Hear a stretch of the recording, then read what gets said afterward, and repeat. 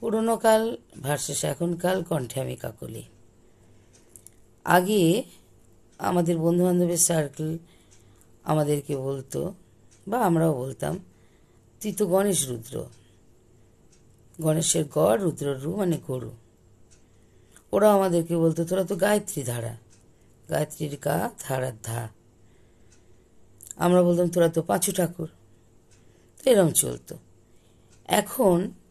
এখনকার জেনারেশন আমাকে এবারই বাংলা নববর্ষ বলতে শুরু করলো, দিদি শুনবো, দিদি শুনবো। কিছুতেই বুঝতে পারছি না কি শুনবি। বললো, দিদি শুনবো মানে শুভ নববর্ষ। আমি বললাম, আচ্ছা আচ্ছা, এ মাসেই তোদেরকে আমি রসুন সন্ধ্যায় নেমন্তন্ন করছি। মাথা চুল করছে ওরা, কি দিদি বলো না ঠিক করে।